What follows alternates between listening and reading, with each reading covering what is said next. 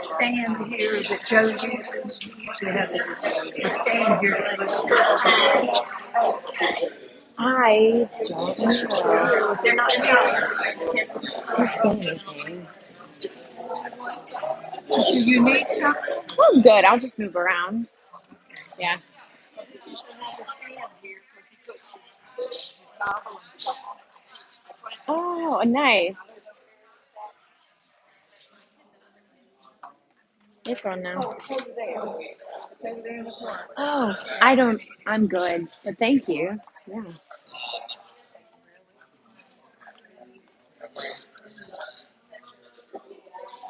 No worries if you can't. It's totally up to you. Oh, God.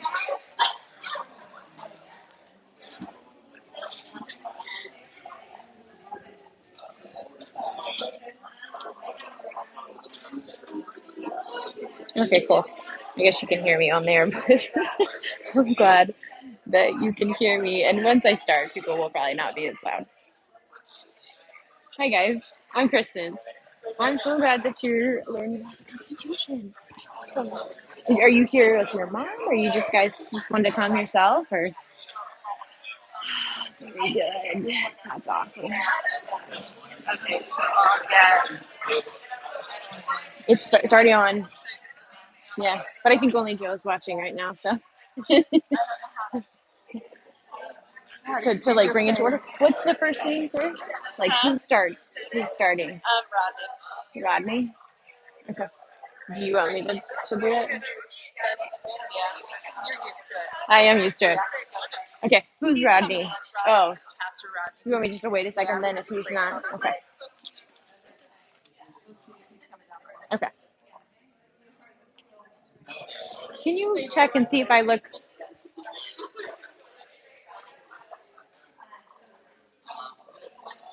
Is it good still?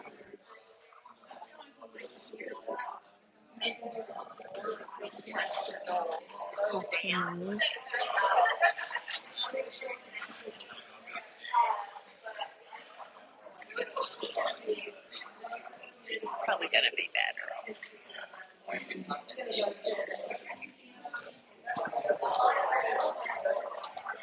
So it's okay. Okay.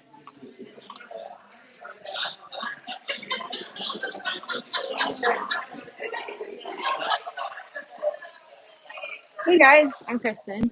I'm so glad you're coming to learn about the Constitution. I'm Kristen. Nice to meet you. Kristen, nice to meet you. Awesome. And you are Karen. Nice to meet you. Hi, Erin. Erin, I'm Kristen. Nice to meet you. Very much, you guys. Yeah.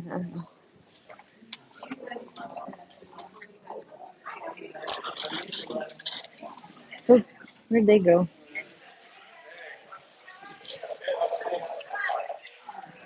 I love that people are like, they got their notebooks. It's fantastic.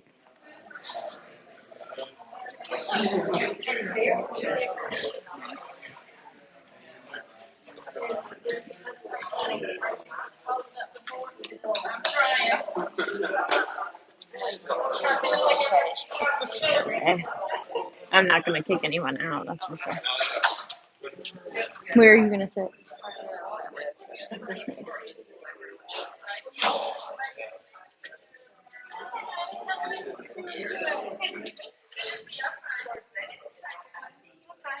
There's like, sure.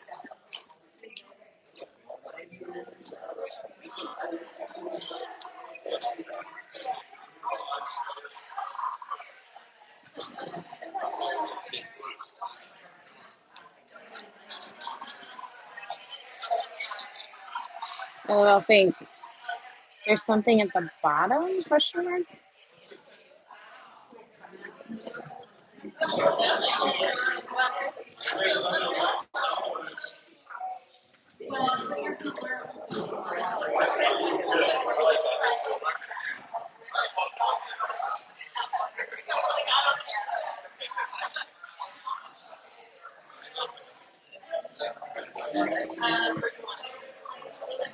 Do we need more?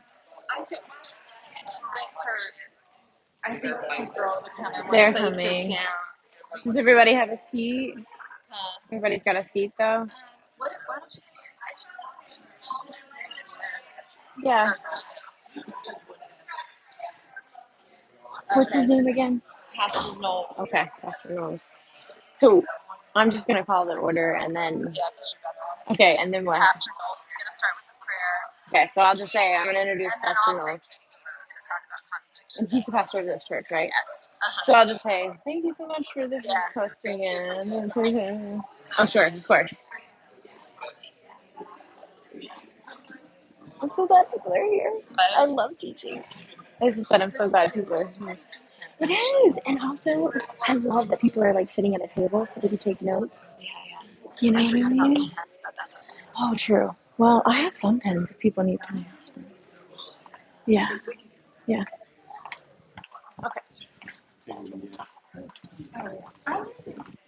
Okay, well, we're a little late, so I'm just going to sort of introduce Pastor Knowles, who's been gracious enough to allow us to use his church. So if he wants to come up here and start, or you want to stay there, wherever you want to be, start us with a prayer. And then I think, Liz, you're going to introduce somebody who's going to talk about Constitution Day. And then I'll introduce myself.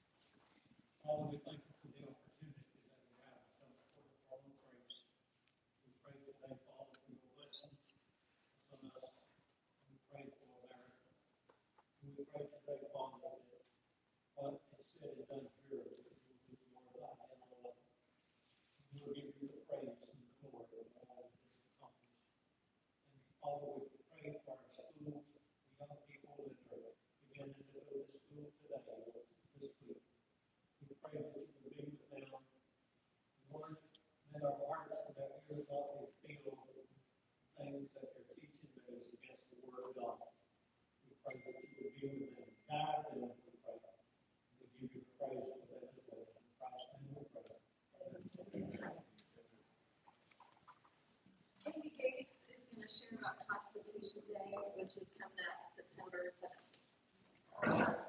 Hi, everybody. Hi. I'm Katie. Good to meet you too. We have the privilege of calling during this festival, Constitution Day is only been so far around here on September 17th. And we're running concurrently with the American Craft Walk, which is a huge event that happens downtown as an art festival that goes out Front Street. So they have the potential to reach a lot of people, unsuspecting audience members, as well as an audience of people who know about us. And so we are in existence essentially to instill an awareness about the Constitution by entreating people through living history, like having costumed individuals walk up and down the street, handing out fun facts about the Constitution, saying, did you know that Constitution Day is actually a holiday, it's a federal holiday, and it was 1952.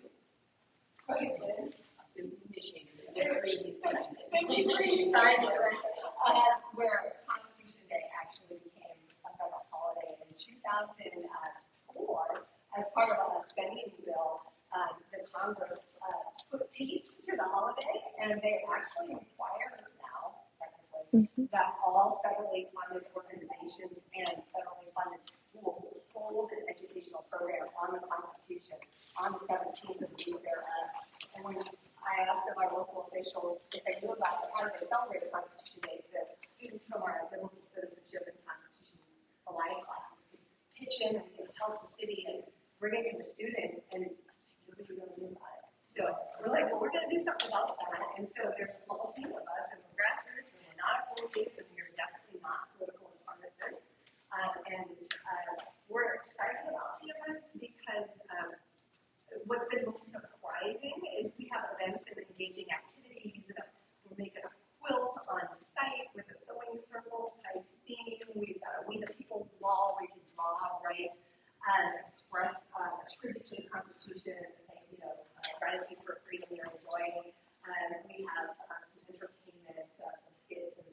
dance. But really what's most interesting is people with organizations who have partnered with us are from a different worldview, let's just say, and I'm absolutely shocked about this benefit and this blessing for this event to not be political and partisan, and people coming together to celebrate the Constitution, which is amazing to me because when you hear the news, you hear, the uproar about the Constitution, it's no longer about all that that we know, and so I'm real excited to invite y'all to attend. Our proclamation ceremony is 11:30 to 12:15. We go from then until 4 o'clock. We have a filmmaker that is releasing a film next year called 1787, the American Constitution, and he's doing screenings of that and has replicas of the Constitution props from his movie at the Bergman Wright House, so we're partnering with him there. So a lot of neat stuff has happened, and we're just meeting people. So it's really exciting, and I want to encourage y'all that we're just a group of 40 people trying to do something, and God's taken it, and it really lays a trail for us to bring this to the people and for the community. Cool.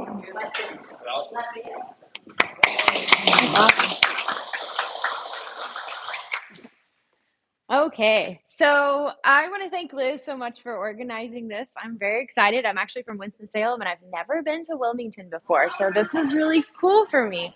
Yeah, I went to the beach earlier today, and I was very excited. So, who's heard me? I'm hoping that none of you have. On YouTube. Oh, well, okay. I don't like my YouTube videos, but I'm glad you've heard some. I know Liz has. So, okay. So I'll tell you a little bit about myself, and also thank you for being here. I am very excited because unfortunately the Constitution is not really in vogue, but it needs to be because, like you were just saying, it's a very unifying document and it's important to all of us. So, a little bit about me briefly. I have my PhD in political science and I teach American government. So, how old are you guys? Are y'all like high school, middle school? High school? So I teach a lot of high schoolers in college. It's called early college. So a lot of my students are actually 14 to 18-year-olds, which is fantastic.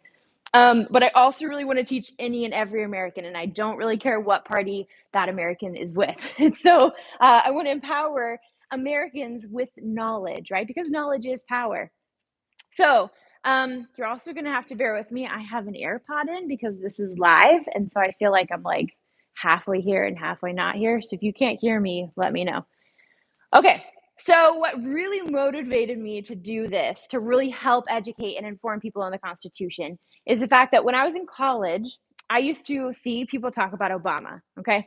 And I would say, I'd be like, Obama's not following the Constitution. Right. And the thing is, if somebody were to have asked me, why does it matter that Obama's not following the Constitution? I would have struggled to answer that question, right? Because the why question is the critical question that we all need to answer. Because how many of you feel like the Constitution should be followed in your gut? Right? Yeah, we all feel that. But how many of us could clearly articulate to someone why our government should follow the Constitution, right? Because who cares what it says if we don't actually know why the government should follow it and know what it says in the first place, right? We talk about the Constitution all the time, but if we don't know why it exists or what the point of it is, it really has no power. And I watched this YouTube video. This is a small group, so I'm going to just kind of we're going to talk, right? This is going to be conversational. Treat it like a class. So I watched this YouTube video, and there's this girl in there, I don't know, maybe like early 20s. And this guy asked her, do you feel that Roe v. Wade was unconstitutional? Now, the fact that he said, do you feel whether something was constitutional or not is already a problem, right? It doesn't matter if you feel if something's constitutional or not. It either is or it isn't. But then she said this. She was like, well, honestly, and she wasn't vindictive. She wasn't angry. She just said, honestly, I really don't care about the Constitution. Right? But the thing is, why should she? Nobody's taught her why, right? We talk about it all day, but nobody's actually explained. Has anyone in your school ever explained to you why the Constitution should be followed? No, right? Matter of fact, you don't have to be young. How many of you guys have ever been challenged with why it should be followed? right?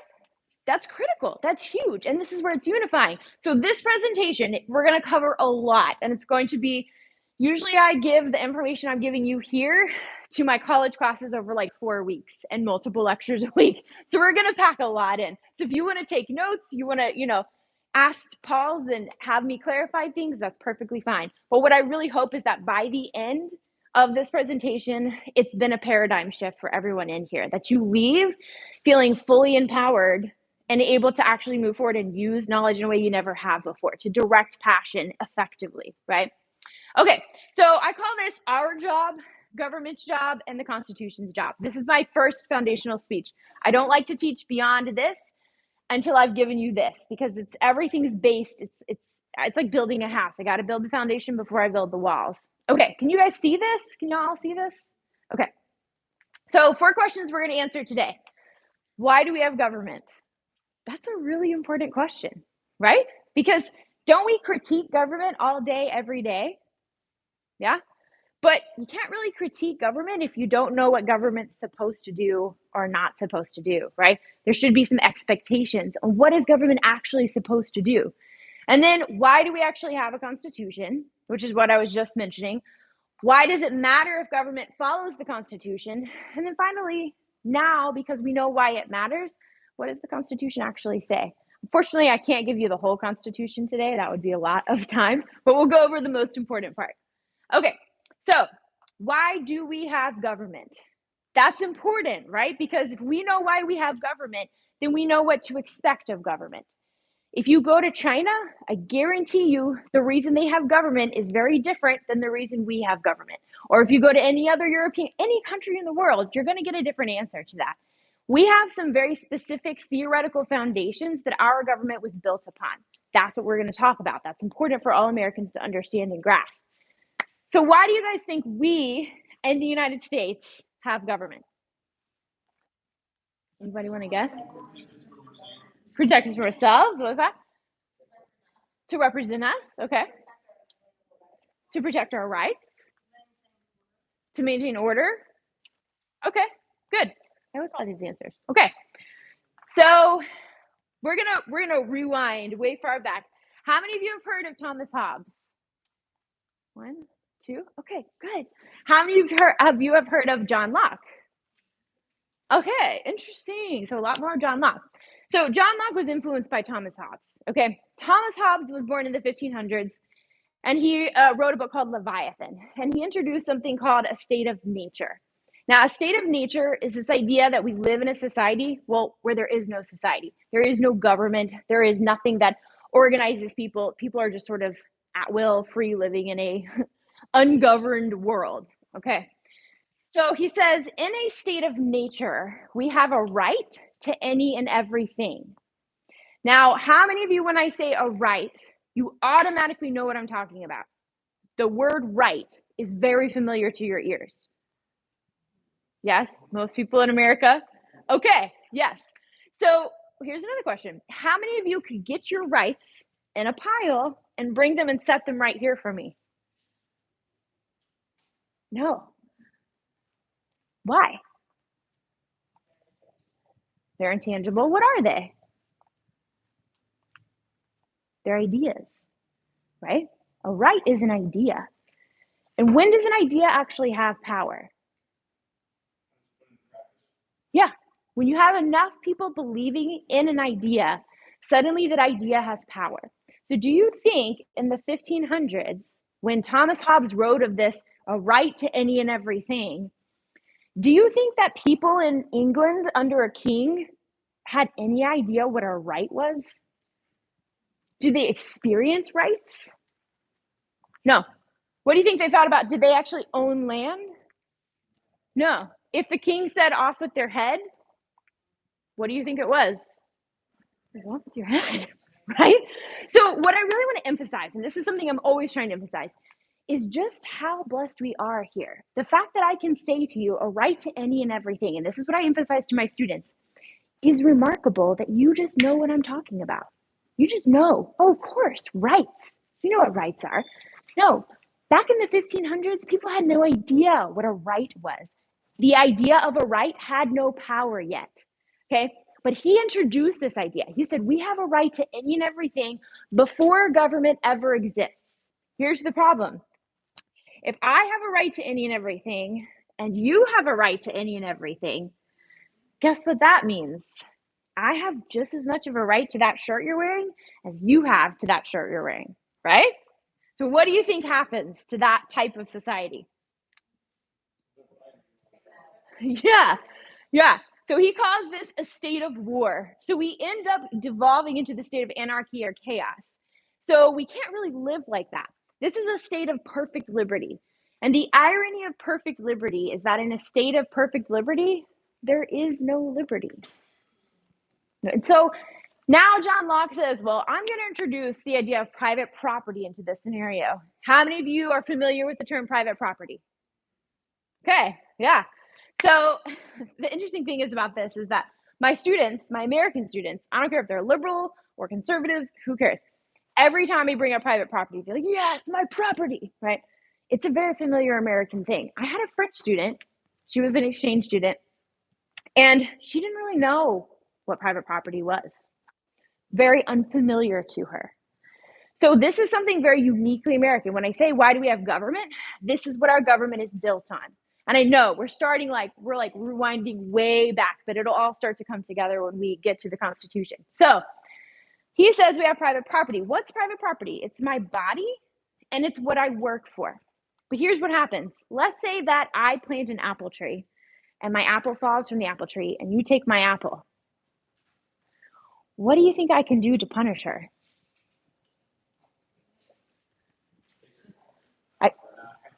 I can do what? Yeah. Could I say that she deserves death for stealing my apple? Yeah. Why? It's mine. And in a state of nature where there is no government, I'm the judge, jury, and executioner. I can say that she deserves death, or I could say she deserves a slap on the wrist. It's up to me. I'm my own little mini government. So what happens is you have a bunch of little mini governments bouncing around and hitting each other. And then we devolve into a state of war. Okay. So you guys understand what a state of war is. We're building here. So we collectively as a society decide we don't want to live in this state of war where we don't have liberty. And so we are kind of get into a contract with each other. So how many of you have heard of a social contract? Yeah? Have y'all heard of social contract? He has. Okay. This is a very important concept. So the social contract is this idea that I'm going to give up some of my rights to some things as long as you give up some of your rights to some things. So we can hopefully live peaceably. Here's the problem. If I give up some of my rights and you give up some of your rights, I won't kill you, you won't kill me. Well, what happens? Can you trust me to not turn around and stab you in the back? No, right? And so we have to realize that in this state of war, in this state of nature, where everyone's sort of out for their own benefit, there's a selfish motivation to survive. You want to survive, right? If we enter into the social contract, there's nothing to hold us accountable to it. So what do we create to hold us accountable to our social contract?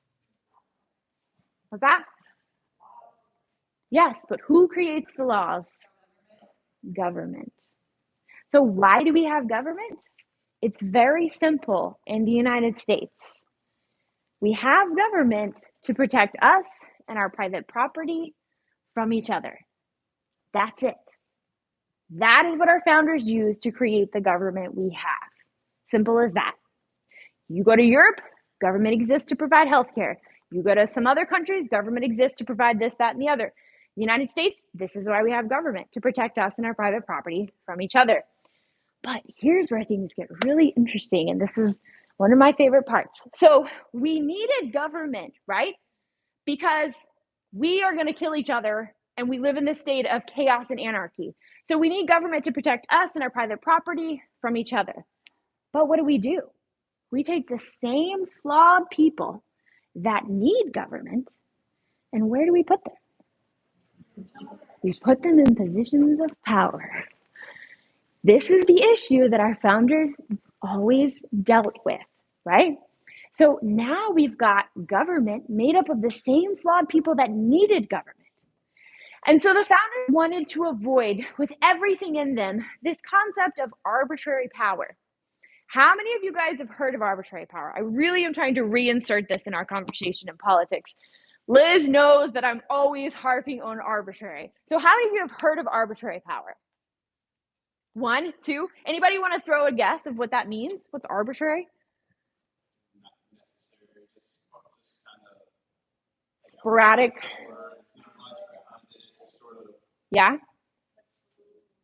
Yeah. Adjusted to fit the moment. A whim. Yeah. So I'm going to sort of nail it down a little bit. Arbitrary power. Arbitrary power is power that comes from nowhere. Okay? So if it's arbitrary, then it's unlimited and unconfined. Okay? So how many of you can think of an arbitrary leader in world history? Not today, but in world history, an arbitrary leader. Hitler? Yeah. Stalin?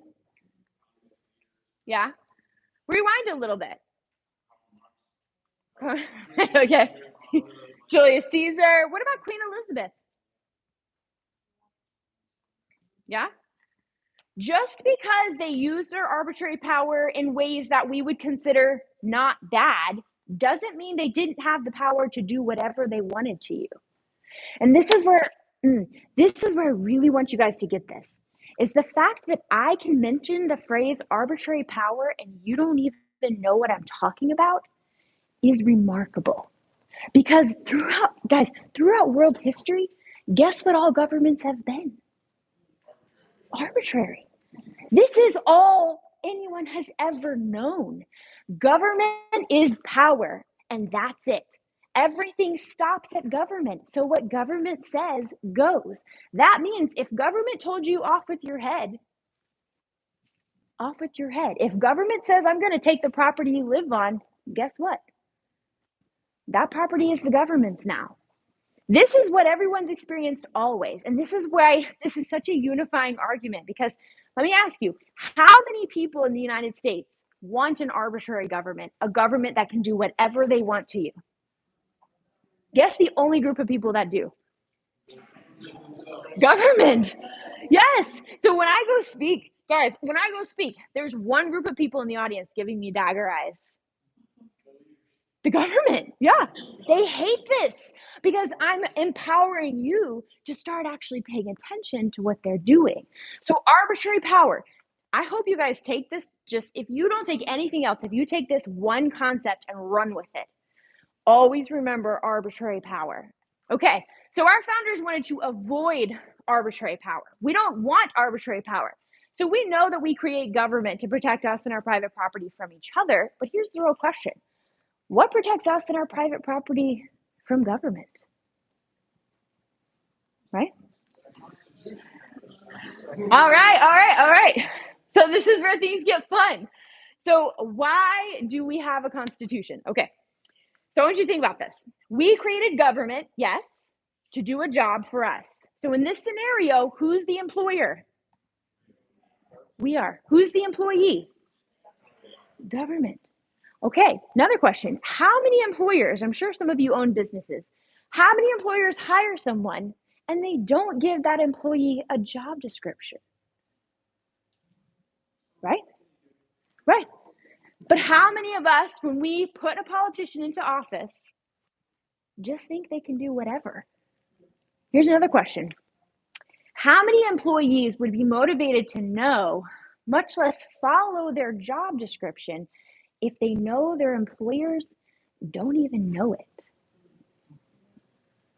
Right? This is so critical. This is why I'm passionate, because all Americans are government's employers. This is a unified thing. We all share this in common, right? Because the Constitution, guys, it's so simple. The Constitution is very literally our government's job description. That's what it is. We created government and we said, government, this is all you can do. That's it. These are the things you get to make laws about, and that's it. So where does our government get its power from? Via what? The Constitution. I'm going to veer for a second. We're not a democratic republic, right? What kind of republic are we? Constitutional republic. There's a critical difference there because in a democratic republic, where's the final source of power? Democratic, the people, the majority. In a constitutional republic, where's the final source of power?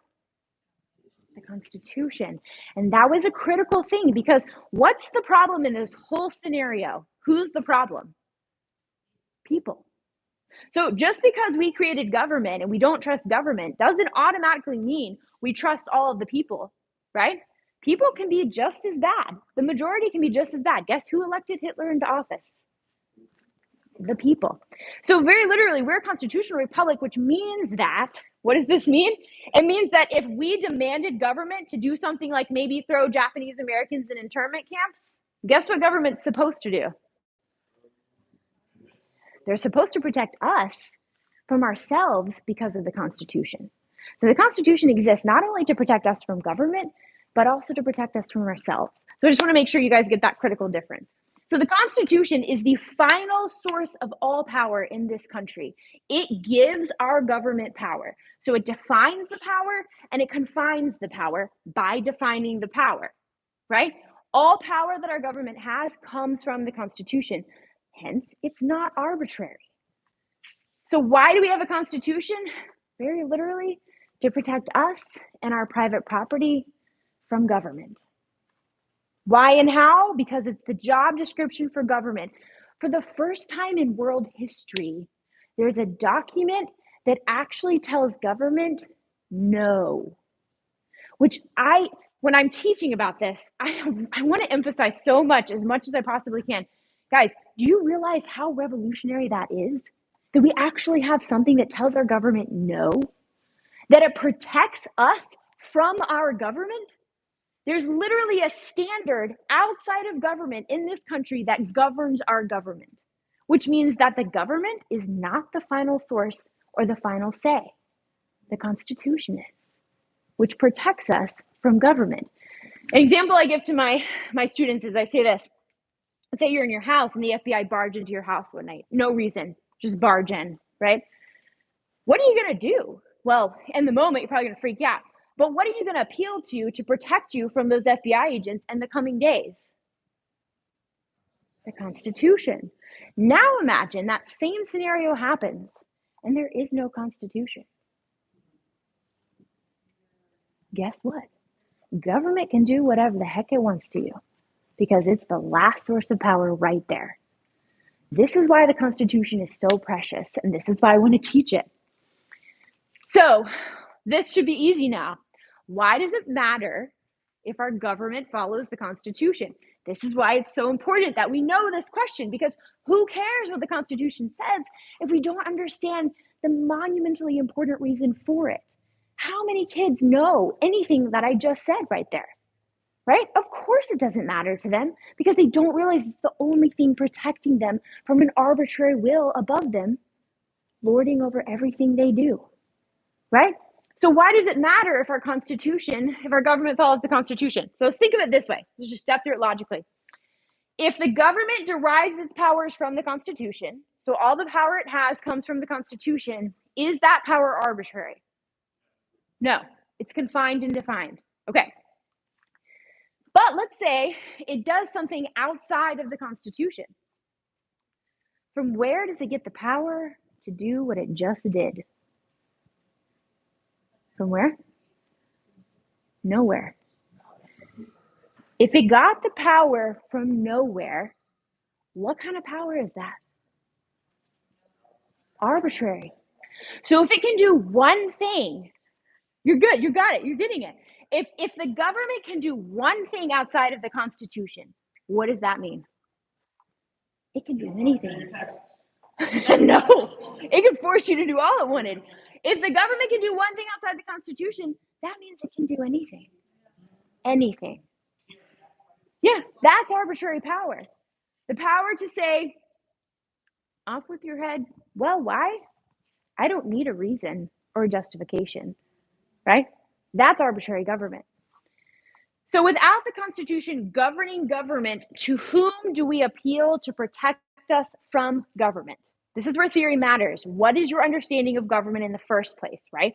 Now, what's your understanding of the Constitution, and why does the Constitution actually matter?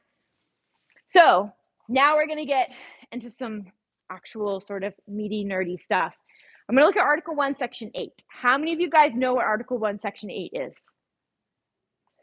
Good. Yes, a couple of you. Okay. Job description. Remember, who's the employer? We are. How effective can we be at holding our government accountable to their job description if we don't know it? This is very critical. Article 1, Section 8. Okay. All right.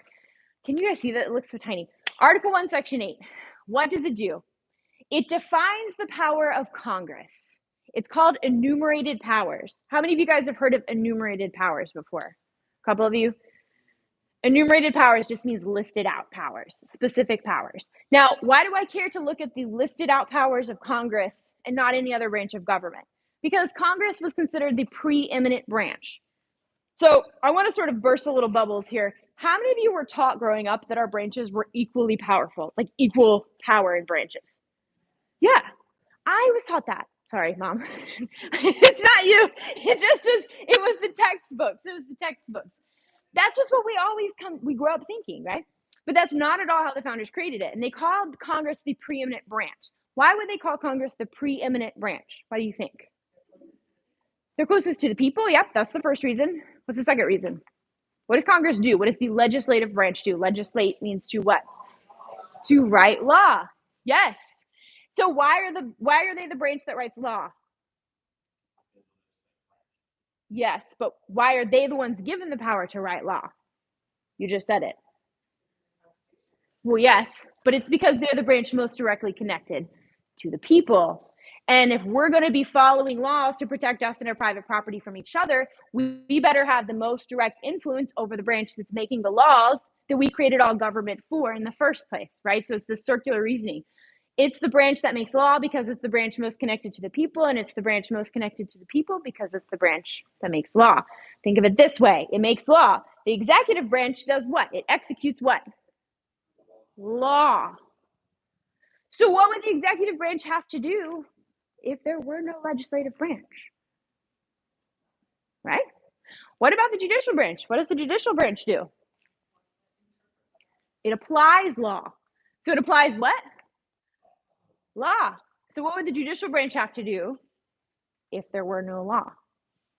You guys get that? This is the preeminent branch because literally everything about government happens here. Where this branch goes, all of government goes. So we need to know what they get to make laws about. This is their job description. When somebody gets elected and goes to Congress, this is what they get to make laws about. Now, I'm going to just amend this for a second. I'm going to say, if you go to the Library of Congress and you ask for the Constitution, you're going to get two. You'll get the one we're about to go over, the original one in 1787. You'll also get a huge book that's basically the Constitution abridged and amended and changed and rewritten by the Supreme Court. That's a whole nother story. And if you guys want to ask some questions about that at the end, I'm happy to dig into that a bit more. Okay. So here we go. Enumerated powers. Try to bear with me here. This is a lot of nerdy stuff. Power to lay and collect taxes. Oh, one other thing. When the Constitution was written, it was written to replace the Articles of Confederation. You guys know what the Articles of Confederation were? It was basically the Constitution before the Constitution that loosely governed the states. But it only created one legislative branch. There was no executive, there was no judicial. And it was basically resulting in a lot of anarchy and chaos amongst the states. So much so that the founders, being well read and knowing what happens when you have anarchy and chaos. What did we already just go over with Locke and Hobbes? You end up in a state of war. So you lose liberty completely. So they don't want that to happen. So they say, how can we avoid that? We need to make a stronger federal government so that we don't have complete chaos and anarchy among the states, right? So I want you to think of these powers in a vertical sense, okay? So a lot of times when we go over powers, a lot of people think of them horizontally. And by horizontally, I mean, oh, is this a judicial power, an executive power, or a legislative power, right? How many of you think about that? Like if you hear War. What do you automatically associate war powers with? Which branch has that power, right? Okay. I don't want you to think of it this way, because when the founders were writing the Constitution, they were not thinking about, hey, which branch gets these powers? They're thinking, does the federal government get this power or do the states? So anything not listed here is left to the states. So think of it vertically. Okay, power to lay and collect taxes. Why do you think this was given to the federal government as a power? What? They need funding. How many of us would hire an employee, not pay them to do the job that we hired them to do, right? Pretty simple. Borrow money on credit. Why do you think this was given to the federal government? What do you guys think? Is they're influenced by bankers? Okay, all right. But think about it. Think about it vertically. Borrow money on credit. Why would you hand this to the federal government?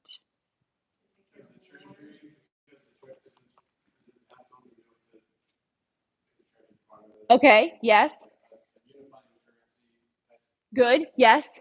Think about it. Do you want South Carolina borrowing a ton of money on credit from Russia while Rhode Island is doing it from China and Texas is doing it from, some other European country? You get that? Why is this handed to the federal government?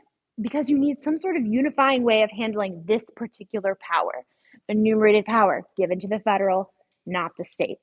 Does that make sense? Think of it in those terms, okay? Regulate commerce with foreign nations and among states. There's so much to unpack about this one.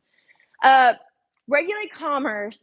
So the thing that the founders were dealing with is that, number one, they were seeing a lot of states that were having a lot of issues with commerce going across the states, and there needed to be some organization with that. But also, the regulate commerce with foreign nations and among the states, they needed money to pay off the Revolutionary War, and so they wanted the ability to basically tariff incoming imports. And this was something that they gave themselves the power to do with this particular Commerce Clause. Now, how many of you guys have heard of the Commerce Clause? Okay. It's been widely used and abused. And if you want to ask more questions about it at the end, it's pretty much now used to more or less justify arbitrary power to an immense amount. And I have a whole presentation about that. And if you guys ever wanted to hear it, I'm happy to go over it. But just basically, they decided there needed to be some way to handle commerce across the states, and they gave this power to the federal government. And it was a very confined power, not the power that it's used now to justify. To establish uniform rules of naturalization. What's naturalization? Citizenship. Why do you think this was given to the federal government?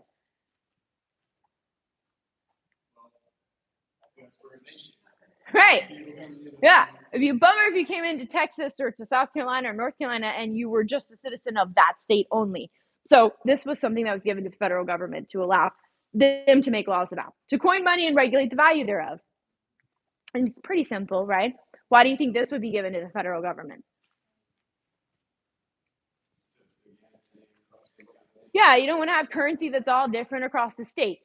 I hope this is getting starting to make sense, the logic that they were using here. Okay, punish counterfeiting. Now this is important. Counterfeiting is a crime, right? Because the government gave themselves the power to make the money, to make the currency, therefore it'd be a federal crime if you counterfeit that money. Now, and I won't be able to get into all of this today, but I want you just to remember this. In order to commit a crime, you have to break what? A law. Okay. So I want you to think of that in terms of the powers that we go through here that the federal government has to make laws about, okay, specific powers that they have, telling them they can make laws about these specific topics. And then I want you to think about all the federal laws that you today could violate. Just remember that. Okay. To establish post offices and roads. Well, that makes sense. There's got to be a uniform way to get the mail across the country. And if all the states are handling it separately, that could be a problem. To issue patents and copyrights to inventors and authors. Why do you think that was given to the federal government? That's a big one. What was the job of the government in the first place? Protect us and our private property from each other. So it would be a bummer if you wrote a really cool book in South Carolina, but you moved to North Carolina and suddenly it's not protected anymore, right? So now we have ways to protect and to innovate and to grow what we create, and the federal government protects that nationally. Okay. To create courts inferior to the Supreme Court. Okay, so this one. All right, so I'm just going to go to a little tangent. How many courts does the Constitution create? One. Which court? The Supreme Court. So who creates all other federal courts? Congress. Isn't that crazy? When I realized this, I don't know why, but it just blew my mind. Congress creates and eliminates all federal courts. Not only does Congress have the power to create the federal courts, they have the power to determine the jurisdiction of the court, how many people are on the court. We obviously know they can determine the size of the Supreme Court. There's a guy out in, I think it's the Patriot Academy lawyer. I can't even remember his name right now. He said very literally, if Congress wanted to, they could strip the Supreme Court down to one person with a pencil and a piece of paper. So the idea that the Supreme Court is supreme to Congress is not true. Guys, think about it this way. Aside from Congress, we elect 535 members in Congress, right? Aside from those 535 members, how many people in the federal government do we the people elect?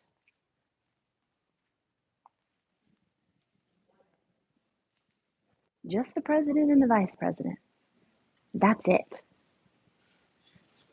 Literally everything comes down to Congress because Congress represents us. This is where the power always comes back to, Congress. So even over the courts, Congress is given an immense amount of power because Congress represents who? Us, right? So I would love to go into far more detail about the courts. If you want to ask me about it, I can. But the ability to create a court, determine everything about that court, is left exclusively to Congress. Okay. Define and punish piracies. This was funny to me because when I teach this, I don't think y'all would do this, but when I teach this in college and I ask my students what this means, guess what they usually say? I don't know why they think this. What is piracy today?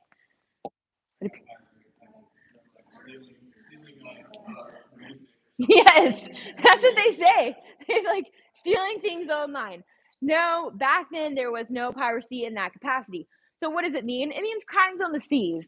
If there's a crime that happens on the seas, it's going to be difficult for North Carolina to be like, this is my part of the ocean, and South Carolina to be like, that's my part of the ocean. We're just going to leave this to the federal government to handle. Okay. To fix the standard of weights and measures. When I read this the first time, I was like, what does that even mean? It just basically means that we have a uniform way of, like, we have the imperial system here. We have miles and feet, and we don't want every state having something different in order to live peaceably with each other. Okay, declare war. This one, so important. Declare war. Why do you think this was left to the federal government?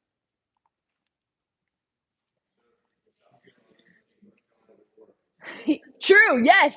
And so South Carolina doesn't take China to war, just South Carolina, right? That would be a bummer. Or North Carolina's like, yeah, I'm going to go to war with Russia.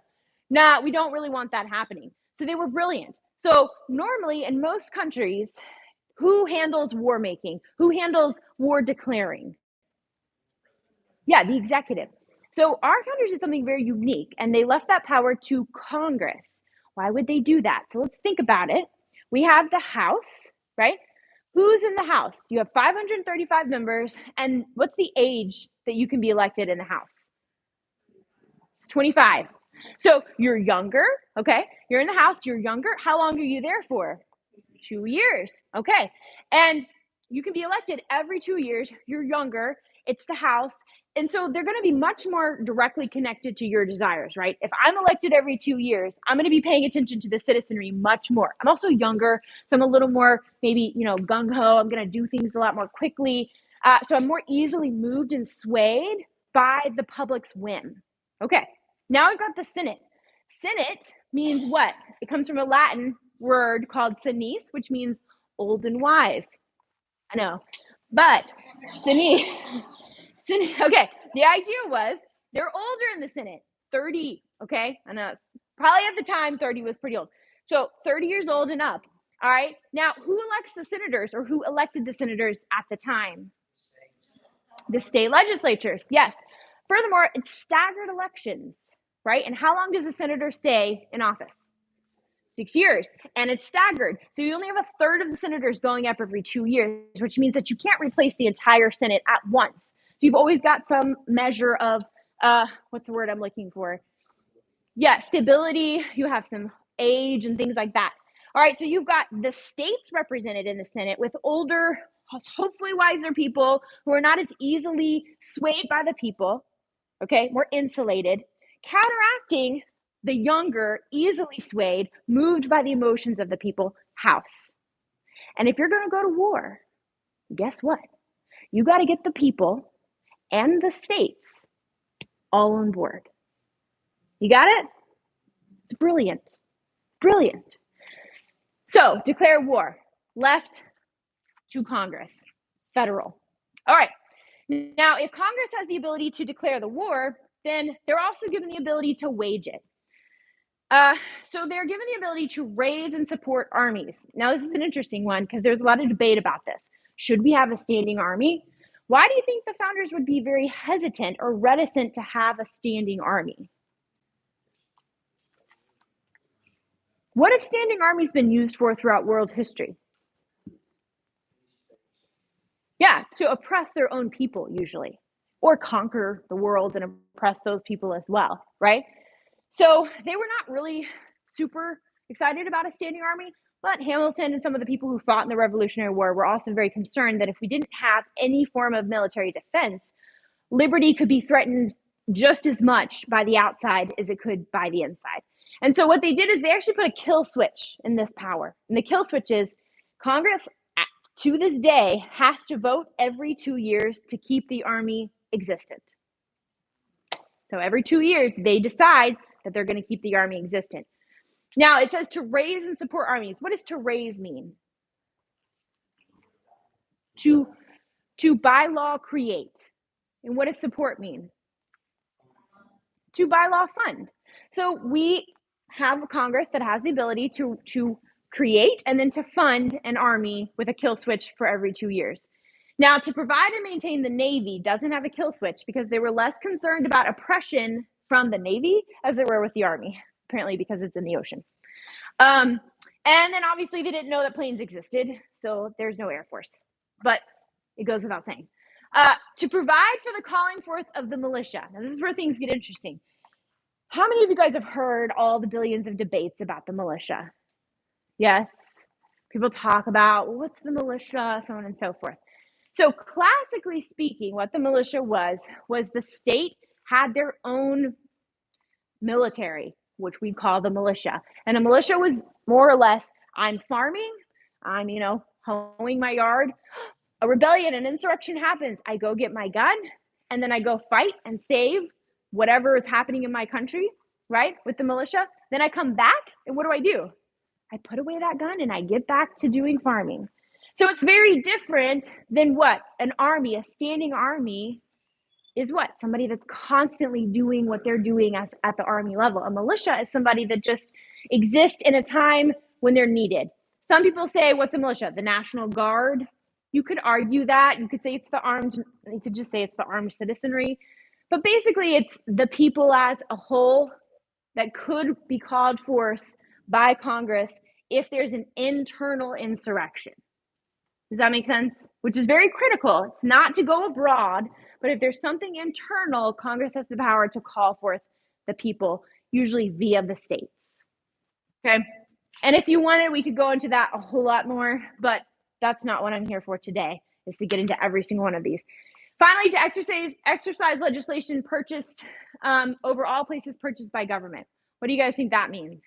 Sounds really fancy and weird, but exercise legislation over all places purchased by government. Basically just means that Washington, D.C. is federal land, therefore federal law applies to Washington, D.C. or any other federal land. Okay. Finally, this is how Article 1, Section 8 ends. It says, what? To make all laws which shall be necessary and proper for carrying into execution the foregoing powers and all other powers vested by this Constitution and the government of the United States. How many of you have heard of the necessary and proper clause? Yes, okay. It's used all the time to justify massive amounts of arbitrary power. But this is really critical. Everything we just went through, all the things we just went through, are those laws? Not yet. What are they? Powers. Remember what I said. What is this? What is the Constitution? It's the job description of government. So this Article 1, Section 8 is, hey, Congress, this is what you get to make laws about, nothing else. Okay, this is really important. So it says, Congress, you get to make all laws which are necessary and proper for what? Carrying into execution the what? Foregoing powers. So anything listed before, you get to make laws about because that's your job description. Okay, all right. And this is a lot of information, but it's super important. So I can hone in on the most important points at the end. These are what we call enumerated powers. They are delegated, given to the legislature. The legislature can only make laws about these what? Specific topics. This is what Madison said. He says the powers of the federal government are what? Enumerated. It can only operate in certain cases. It has legislative powers on defined and limited objects beyond which it cannot extend its jurisdiction. Hence, not arbitrary, limited and confined. This is so critical. I found this quote recently, and it's just really cool. So I'm going to read it. Jefferson. I consider the foundation of the Constitution as laid on this ground, that all powers not delegated to the United States by the Constitution, nor prohibited by it to the states, are reserved to the states or to the people. To take a single step beyond the boundaries thus specially drawn around the powers of Congress is to what? To take possession of a boundless field of power, no longer susceptible to any definition. What kind of power is that? Arbitrary. So our founders knew that we had a limited, confined government. Okay, now I want to ask, tell me if healthcare was in that list of enumerated powers. How about education? How about welfare? Marriage? Social security? Local business regulation? Housing and urban development? Police? Or drug policy? No. Where does our government get the power to do any of this then? Right? What kind of power is that? Arbitrary. Which means if they can do this, they can do anything. But fundamentally, this is where my passion really lies. Fundamentally, though, when an employee goes rogue and doesn't follow their job description, who's ultimately to blame? The employer. Because how many of us, guys, have demanded these things of our federal government? So much so, I was at an event about a year ago. It's a Republican event. Okay, Republican event. 5 senatorial candidates, big ones, not state, senatorial candidates were there. Okay. One guy came up and asked him a question because it was like a Q&A thing. And he said, I want to know if you know how many powers are listed in Article 1, Section 8. How many powers do you have? Right? That's an important question for our senators to know the answer to, right? That's their job, very literally. Well, here's the thing. They laughed. Why do you think they laughed? Because the crowd laughed. The crowd of Republicans laughed. Why? Because they didn't care. This is why I'm passionate about it. We talk about the Constitution all day. How many of us know anything that I just went through? Right? So why would they care to know anything that I just went through? They can get away with it all day, every day, because they know we don't know it. So the one senator, one candidate stood up and gave the wrong answer. Sat down. Okay. Next question, Republican person comes up. Guess what she asks? How are you guys going to fix the education system? Case in point, 4 of them stood up and gave their big rosy answers about a power they don't even possess. And 1 stood up and said, that's a state power. Why would they care to actually confine their own power when they know the room full of Republicans was demanding that they have that power? This is why I'm passionate about what I'm doing, right? Because I'm empowering you to actually confine their power, which, let me tell you, they don't want you to do that, right? They'd love to keep operating freely, doing arbitrary things all day, every day, never being held accountable to an actual job description that limits their power. So this is really the most important part of the whole talk. It's the end. I know we've been going through a lot. So the Bill of Rights, I want to just touch on that because how many of you, I did this, so I can't know for sure if y'all did this, but this is what I used to do. How many of you, when you refer to the Constitution or you refer to the Constitution being violated, you actually mean the Bill of Rights? Yeah? Can I see how many hands? Because I'm really curious about this. Okay, that seems normal. Here's the problem though. The founders were far more preoccupied with liberty than they were with rights. Because rights can get really dangerous, right? Guess what? A right can be anything. And the more rights you have, the more what do you need? The more government you need. They were more interested in liberty, okay? Rights can be like, I have a right to a house. I have a right to this. I have a right to that. No, we have liberty. What happens if you have a right to a cell phone? What happens to the liberty of the cell phone company? It's destroyed, right?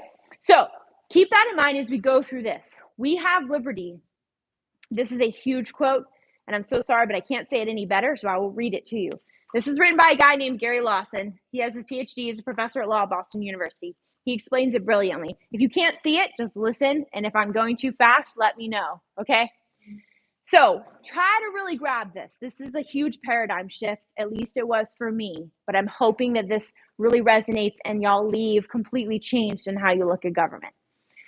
In sum, the Constitution's framers thought that a Bill of Rights was appropriate for an unlimited government, okay? Because there were a lot of founders that didn't want the Bill of Rights, okay?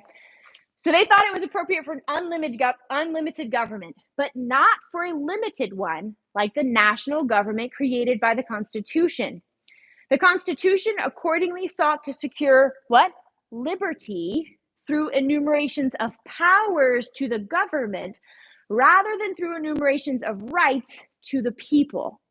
It remains a government of limited and enumerated powers so that the first question involving an exercise of federal power is not whether it violates someone's rights, but whether it exceeds the national government's enumerated powers. How many of us, when we look at federal government behavior, the first question we ask is, did that violate their job description, their enumerated powers, or is it, did that violate my rights? Because friends, if they get to your rights, guess what they've done to the enumerated powers, right? And this is why Hamilton didn't want a Bill of Rights. He said this, the Bill of Rights would contain various exceptions to powers not granted, and on this very account would afford a colorable pretext to claim more than were granted. For why declare that things shall not be done, which there's no power to do?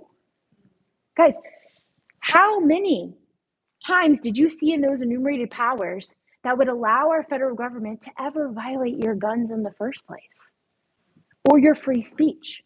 So the Bill of Rights are redundant. It's telling government, hey, government, you can't do what you already can't do. Right? So all of these debates we have about the Second Amendment or what it means and the First Amendment, what it means, are moot. Because who cares? It already can't do it because it's not been empowered to. This blew my mind when I realized the reality, because what's happened is all we do is we focused on these Bill of Rights, and what do we do to the Constitution? We forget it. We don't even look at it. Because friends, if they make it to your Bill of Rights, what have they done to the Constitution? They've shredded it. And they know, as long as we stay preoccupied over here, we'll never know the way they've destroyed it over here. And this is what protects liberty. Our government does not exist just to protect a couple 10 rights. I should say 8. The final 2 are redundant. As if we only have 8 rights, right? So, the Bill of Rights were considered unnecessary because the national government was a limited government that could only exercise those powers granted to it by the Constitution. And it had been granted no power to violate the most cherished rights of the people. Here's the thing, though, about the Bill of Rights, sadly, is that they do act as a fail-safe to the Constitution. So what's happened? The Supreme Court, especially in the late 19th and early 20th centuries, has sometimes been very fond of arguments that run something like this. All self-respecting governments can do X. Our national government is a self-respecting government. Therefore, our national government can do X. What kind of power is that? Arbitrary. Literally, because we're government, we can do it. The thing is, guys, there's a little more here.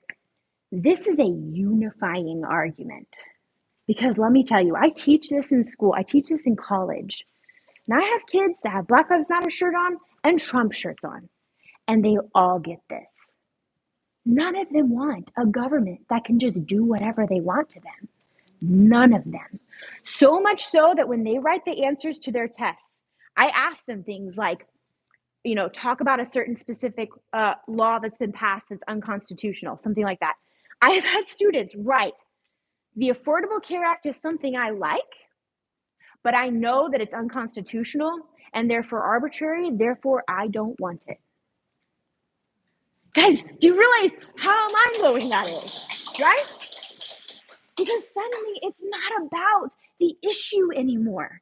This is what I always tell my students. I'm like, there's 2 ways you got to look at an issue. There's your personal feelings about it, fine, all valid. And then there's what is government's job as related to that issue. If it has nothing to do with that issue, you can whine and complain all day about that issue, but it has nothing to do with government until or unless you write a constitutional amendment that gives government that power. Right? And they get it.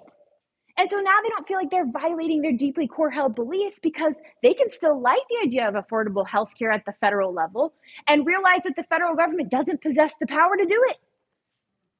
I think the biggest compliment I ever got was from somebody who heard me speak, and she said, I forgot my ideology when I heard you speak.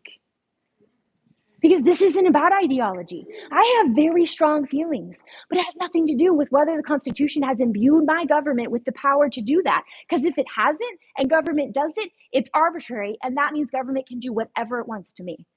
I'm not okay with that. And I don't think anyone who actually hears this and understands it deeply is, right? So this is what's happened. The Bill of Rights might have a value as a kind of backstop in case the original Constitution's meaning gets too deranged. And this is, I'm going to give you hope at the end, but this is a little depressing. In modern times, the enumerated powers of the national government have been misread beyond all recognition to the point that the actual Constitution is not really part of the governing structure at all. We live with a shadow or a zombie constitution that has the outer husk of the original document, but none of its actual substance. Right? We all have an investment. You guys have a major investment because this is the government you're going to be living under, right? We all have an investment. Why? And this is why I say it's not partisan. I spoke to this real estate investment group. And the thing that was exciting to me is I didn't know where they were politically, but guess what? There's little embers in Americans. Remember when I started out and I said, do you guys think the government should follow the Constitution? You all said yes. I can ask almost any group of people that, and there's this little reaction like, of course. And then there's all these other arguments, right? But that little ember, if it gets a little bit of knowledge, boy, does it spark into a flame.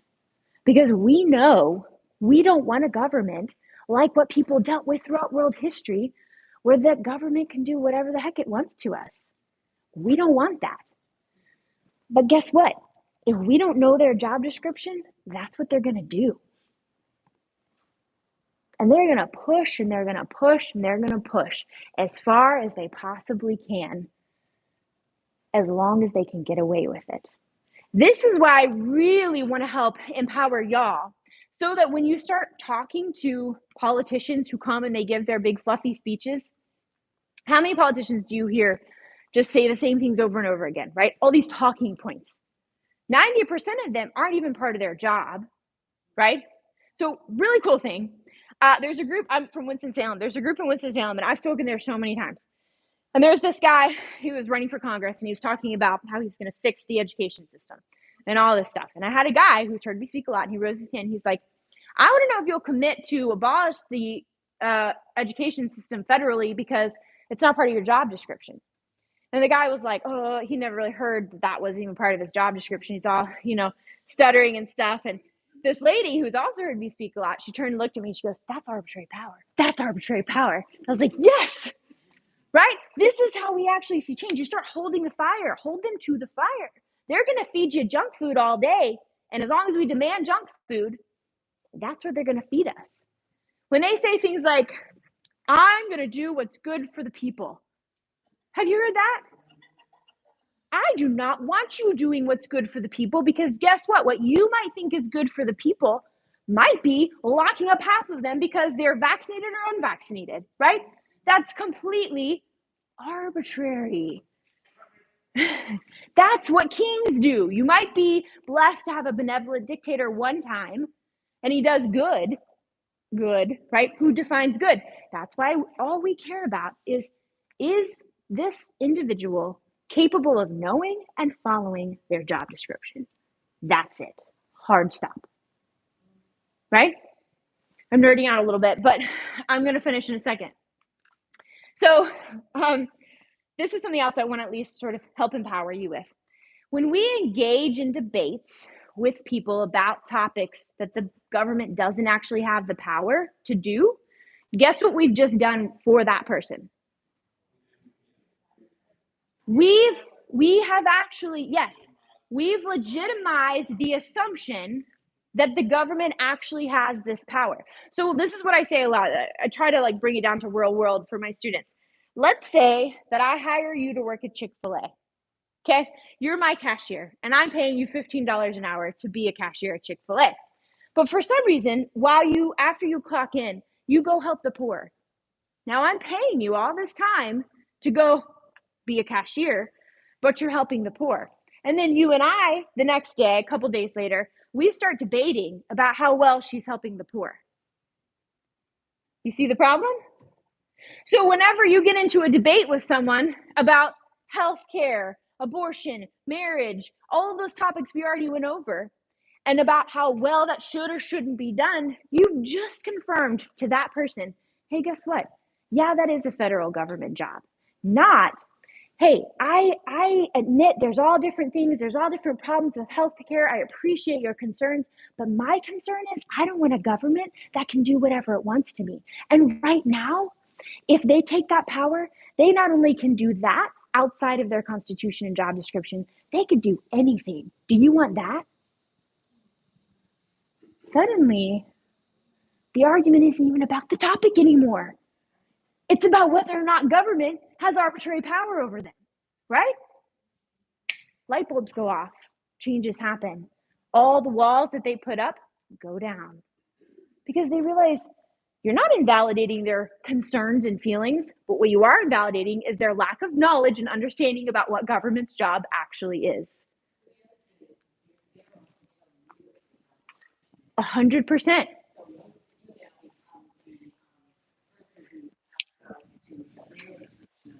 That's true, 100%. Now you've kowtowed and you have given them the ability to define for you what government jobs government's job description is. Right? Oh, guys, I just get so excited about this because it's so important. And we can literally change things if everyone started to get this. So Madison said this, to know the Constitution, he didn't say this. Madison said the advancement and diffusion of knowledge is the only guardian of true liberty. Because it is. Who have I just empowered? The people, right? I've just empowered government's employer. Huge. It's huge. So what I like to end with, and I'm happy to take questions if you guys have them, is this is really going to come down to local politics, right? Because fundamentally, it's going to be very hard to influence these massive federal politicians in any meaningful way immediately. However, if you have state politicians and local politicians who are well aware of the job description of the federal government, guess what they're not going to be willing to do when the federal government starts pushing its talons into the state? They're going to say no.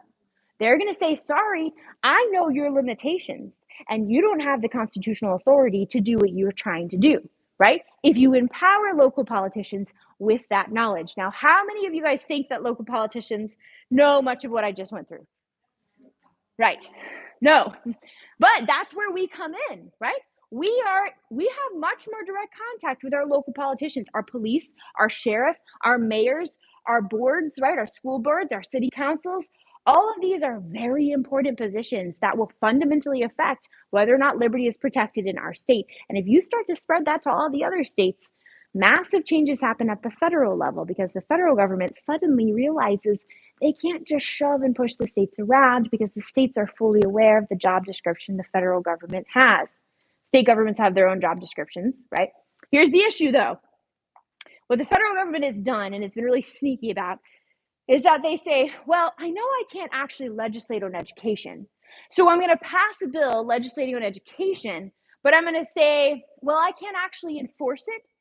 So I'm going to give a categorical grant or a unfunded grant or a funded mandate to the states. I'm going to say, hey, states, if you take this money, you must enforce this education law the way that we want you to.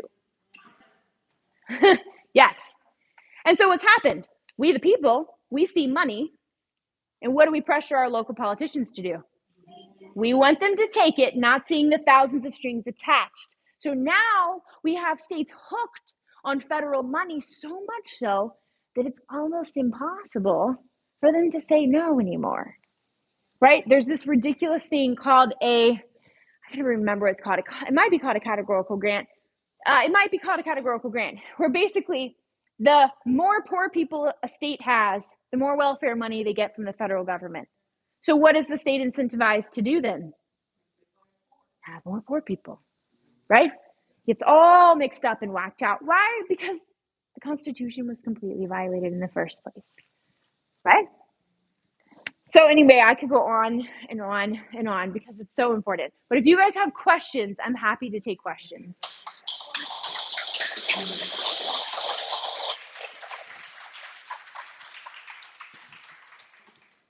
Yes, you want to go and then I'll let you go. Yeah, yes, sir.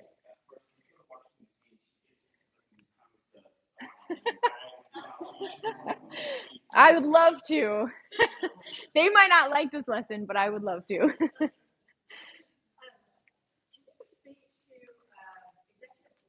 Yes, sure. The power for executive order. So, okay. So an executive order isn't explicitly listed in the Constitution. So yeah, when it comes to that, it is arbitrary because it's undefined, right? So I would probably suggest a sort of constitutional amendment for that because classically speaking, what an executive order was for the president to order all the executive agencies under him to do something, not the citizens at large per se. However, Jefferson set a pretty strong precedent with the Louisiana Purchase, right? That was an executive order. And this is where arbitrary power is really interesting, okay? Because how many of us would say the Louisiana Purchase was really bad, right? Arbitrary power doesn't have to be used for bad. It's just arbitrary, right? It can be used for great or terrible. That's the problem, though. It can be used for both. It's not confined. So then years later, during the Civil War, what did President Lincoln do? Yes. But what executive order? It was technically a proclamation, but what executive order? The Emancipation Proclamation. So how many of us would say that was really bad, right? Freeing the slaves. Okay. So again, arbitrary power used in what we would probably argue is good. Then fast forward quite a few decades, 1940s, FDR used an executive order. What did he do? The New Deal with Congress, but what did FDR do? He required, and I think it was like 700,000 Japanese Americans got rounded up, stripped of all their property, and put in internment camps. Executive order. So what I'm trying to say is that's what arbitrary power is. That's what I tell my students. Yes, it was used for good, but guess what? FDR had the power to do that with the Japanese because Lincoln had the power to free the slaves. Because it's unconfined, it's undefined. And because Jefferson, so yes, it's an issue. It's a major issue because there's no way to define it. It's just really whatever the president in power defines it as. Some of them use it more reservedly. We're blessed with that, just like a benevolent king. Some of them are more free to use it for things that are very dangerous. Again, really what should happen is, I don't think the executive order is ever going to go away. So that's why I think it should be added as an amendment so that we have a clear definition. And now the president can only do so much. Oh, bummer. Now I can't go beyond this because the Constitution prevents me from it. Now he's like, I can do whatever. Who's going to tell him no? There's nothing to define it by. You can't, reference the Constitution because there's nothing in the Constitution about it. So yes, I hope that answers your question. It was a long tangent, but you had a question? No? Yes? I thought you raised your hand right there. Okay, any other questions? Yes. I would love to do that. I would love to do that. Very cool. Anybody else? I don't want to shut it down too quickly. I know that there's a game that Liz wants to play. Did you guys understand this? Because I'm really, yeah. But I'm saying your age range, did this make sense? It wasn't confusing to you? Yeah, pretty much. You guys understand what arbitrary power is? This is not a partisan argument, right? This is very unifying, and it literally can change the world. Yeah.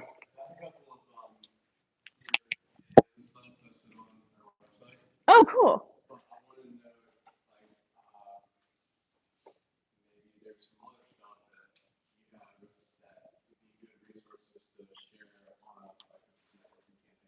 Yeah. Well, so I've got my website, which how many of you guys have seen my website? A couple of you. So I publish 3 articles a week on there, giving a constitutional perspective on current modern day politics, but also I just sort of educate on the Constitution. So I go through different amendments and stuff like that. But I am working on curriculum and an online class that I can offer so that you guys can just sign up and take. Because like I said, everything I just went through, I usually break down in 4 weeks of class. So you can imagine how much knowledge is in there that I'm stuffing inside and not letting out right now.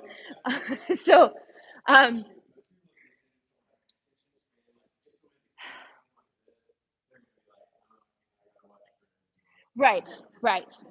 I know. That's why I'm trying so hard to hook people, because I want to be guys, this matters to everyone. It literally can change every single one of our lives if we don't get this, and has already been doing so, right? An elevator pitch.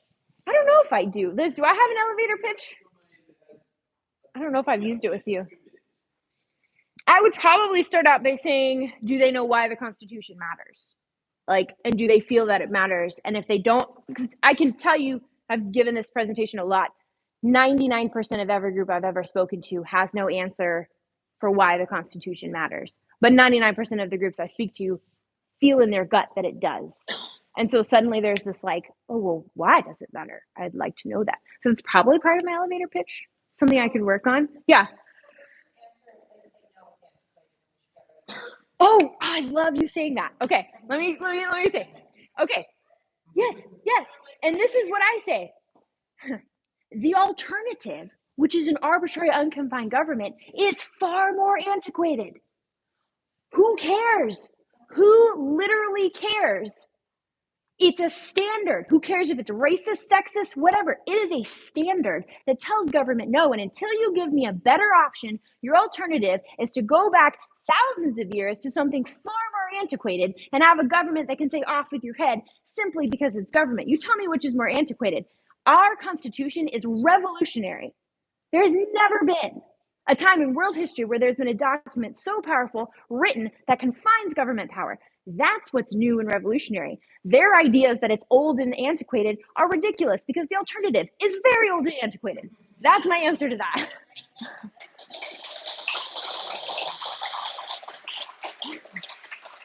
Yeah, it gets me going. But I am working on a book. I will answer your question. I saw your hand. I am working on multiple books. My next book is going to be on the police because it's a very important topic, incredibly important. And I have a whole presentation about the police from a constitutional perspective. So I'm working on that, but I'm also working on curriculum. The books that I'm selling right there, that's just literally like the basic foundations of like, why do we have government, all that kind of stuff. I'm working with other people to try to have like a podcast, a better YouTube channel, and give more and more speaking engagements, offer classes. It's just a process because I'm also a teacher. So I teach 10 classes right now in college. That's very busy. But yeah, it's just a process of growing and reaching as many people as possible because I truly believe the more people who get this, things will change. Yeah. Can I answer her question and then I'll come back to you?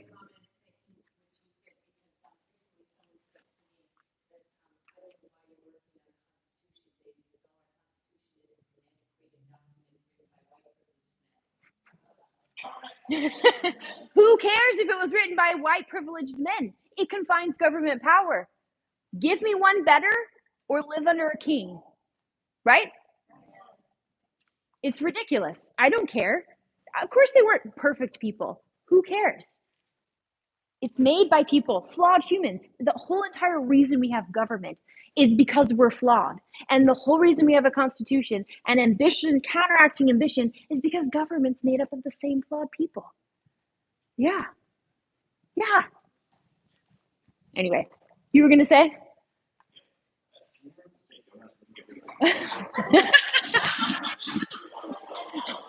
I like your comments. They're great. They're great. Please, the next time someone does bring up the whole antiquated thing, bring them back to the thing I just said, because that kind of shuts people up pretty fast. What are they going to say? You know? Yes, ma'am.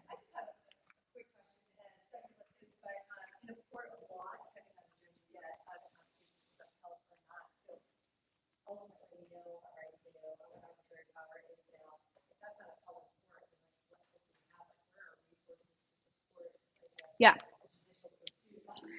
Right. So, okay. Oh, man, there's just so much to say to that one. No. I could give a whole presentation about that. I'm going to say one thing first before I answer your question. So I just want to clear up any misunderstanding of the courts. We have come to defer to the courts as the final source of all interpretation of the Constitution. How many of us think of it that way, right? When the Supreme Court says something, that's final, okay? The way that the founders wrote the Constitution and built our government was not that way. Okay, yes, the court is supposed to apply the law, which means the Constitution as law should be applied accordingly. But the idea that the Supreme Court is the final source of all understanding and explanation of the Constitution makes the Supreme Court supreme over the Constitution, not the Constitution supreme over the Supreme Court. Does that make sense? Which means the Supreme Court can just mold and bend the Constitution at whim and at will, fundamentally changing the structure of the government all the time, right? And that was actually what the anti-federalists who were against the new Constitution were very afraid of. Now, the founders who were in support of the new Constitution, they said, no, you don't have to worry about this because the way we wrote the Constitution, which at the end of the Constitution literally says it's the supreme law of the land, right? Everything's deferred to that. This is what they said. Congress's interpretation of the Constitution holds just as much weight. The executive's interpretation of the Constitution holds just as much weight. That's how it was built. It was built so that every branch of government had the weighty responsibility of interpreting and applying the Constitution to every other branch's behavior, including the Supreme Court. That means when the Supreme Court says something, Congress could come back and say, your ruling does not protect the supremacy of the Constitution. But we have come to understand that the Supreme Court's the final source of power, and the other two branches defer to it all the time. When the Supreme Court very literally has no way to enforce their interpretation aside from relying exclusively on Congress and the executive branch to validate what they just said. Does that make sense? So if our other branches of government believed and fully understood and deeply held the understanding that they have a responsibility to know intimately and interpret intimately the Constitution at the same way that the Supreme Court does, we would have a completely different government.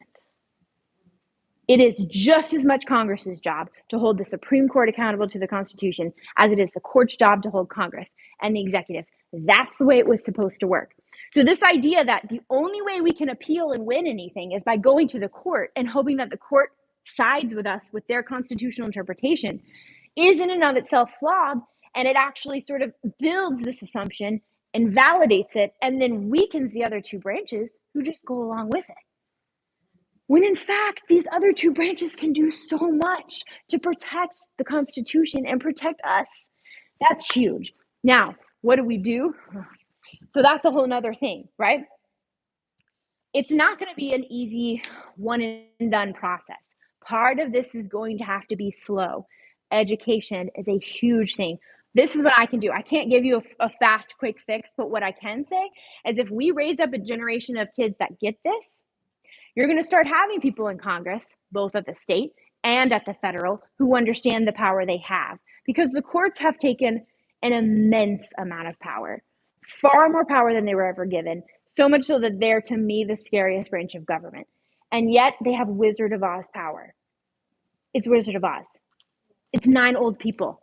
They cannot actually make us do anything they say. Congress and the executive branch is the one that does it. And if they actually knew their role, because we knew their role, and we educated people at the state level to know their role, right? You'd start seeing a change. What can you do immediately? I can't give you a good answer to that because right now we've really dug ourselves into a really deep ditch, right? So for instance, the mask situation with schools having masks, right? Well, guess what? It's federally funded. They're federal schools. And guess what? That's not constitutional in the first place. So yes, they can tell you to wear a mask all day because we already gave them the unconstitutional power to teach our kids in ways that they never actually had, right? So the mask is literally like the scab on a mortal wound. Of course, you've got the mask issue.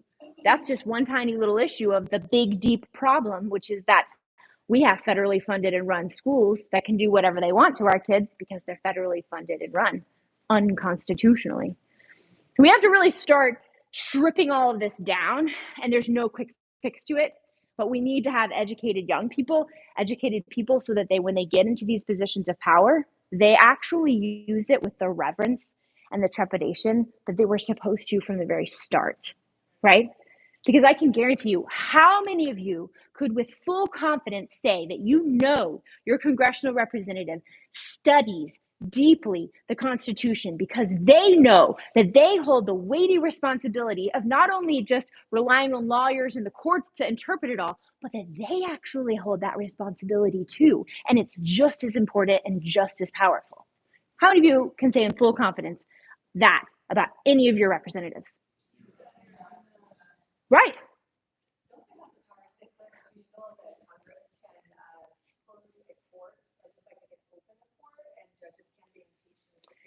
Yes. Yes. Supreme Court, yes. So Supreme Court doesn't even have lifetime appointments. It's appointment as long as there's good behavior. Do you know how long Supreme Court justices used to sit on the bench at the very start? 7 years. Why? Because the power was so small. The power has grown because the government has grown in power and we've continued to hand power over to them. So now they have so much power because we believe they have power. It's Wizard of Oz power, though. It's Wizard of Oz power. Congress follows what they say because we like the Supreme Court and we believe they have power. Why would Congress, who's elected by us, say no to doing something that the Supreme Court has said when the Supreme Court is so popular? You guys get that dynamic? We can't elect the Supreme Court, but we believe consistently the Supreme Court has one of the highest approval ratings, right? Congress, super low. Executive, super low. Supreme Court, we love them. Guess what? What if we hated the Supreme Court and they did some ruling? How likely are the people who we elect going to want to just go along with what they say? You get it? It does. 100%. Yeah.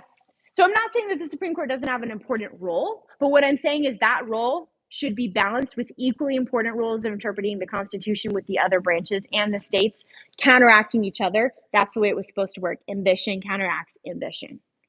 You guys heard that? Ambition counteracts ambition? It's in Federalist 51. Power-hungry people are always going to be ambitious for power. So the best way to thwart that is to put other power-hungry people in other positions of power so that they're always banging into each other, preventing any single one of them taking full power. That's the way our government was built. It's messy and beautiful. Yeah. I know I could go on forever and ever, but does anybody else have a question? Liz, did you have the...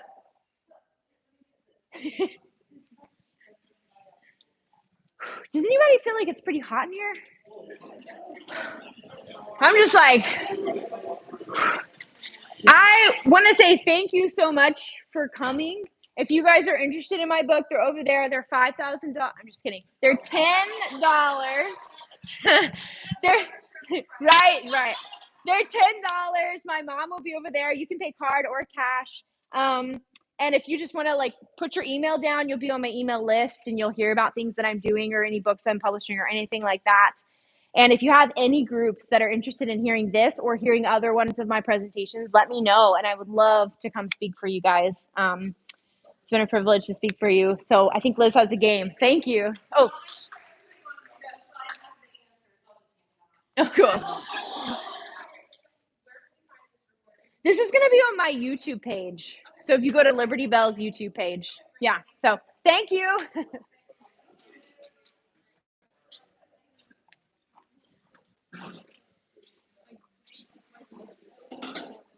I don't even know how to stop it.